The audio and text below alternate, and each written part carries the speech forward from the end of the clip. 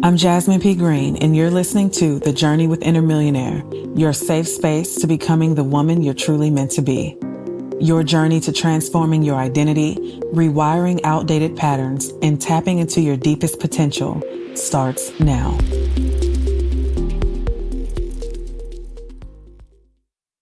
Making $1 million is so much more than the money.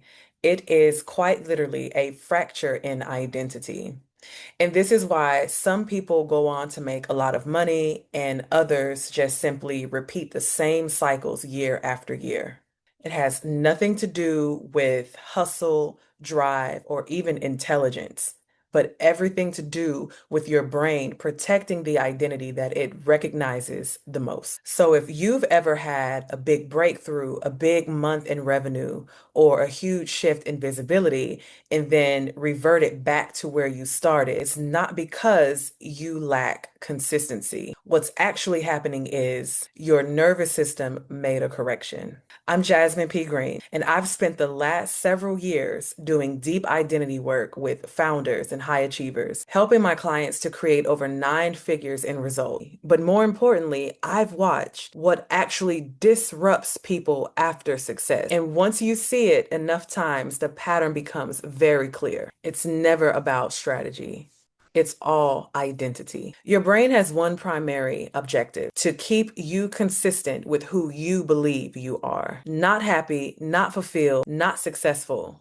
Consistent. Because to the nervous system, consistency equals safety, which means your brain is not optimizing for growth. It's optimizing for familiarity. And neuroscience backs this up. There's a neurological bias called self-consistency bias. And what that means simply is your brain will unconsciously reject experiences that contradict your self-image, even if those experiences are positive. So if you see yourself as someone who's always rebuilding, always figuring things out, or almost there, then sudden visibility, sudden ease, wealth, or expansion feel incorrect to your nervous system. And when something feels incorrect, the brain doesn't pause to evaluate it. It corrects it. This is where people tend to really misunderstand what's going on. Because correction doesn't always look dramatic. It doesn't casually look like blowing your life up or consciously self-sabotaging. A lot of times it's quiet.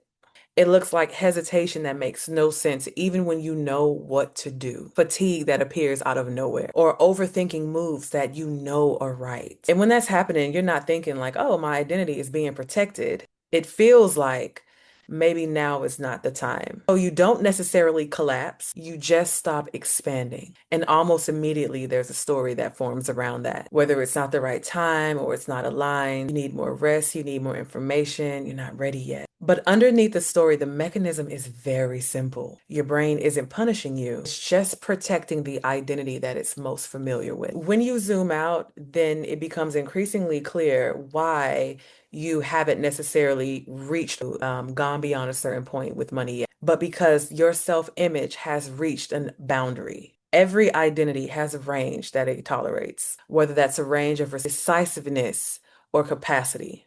And once your reality starts exceeding that range, the nervous system naturally steps in and you don't realize that the correction is happening. This is why so many intelligent, self-aware people stay stuck for decades. They have the clarity, they have the know-how, and they even feel motivated. But when it's time to execute, something always pulls them back. Here's what I want you to realize. Execution doesn't fail because the plan is wrong. It fails because the identity required to carry it hasn't been rehearsed yet. And your brain will not allow consistent behavior that contradicts who it believes you truly are. So if the move that you're about to make belongs to a future version of you, current identity shuts it down. And that's why you feel that push and pull. That's where that's coming from. Honestly, when you think about it, a lot of mindset work and money work misses the mark around this conversation because people try to change outcomes before changing identity. They try to execute from a future that hasn't been practiced or fully concreted inside. But the thing is, the brain doesn't learn through intention.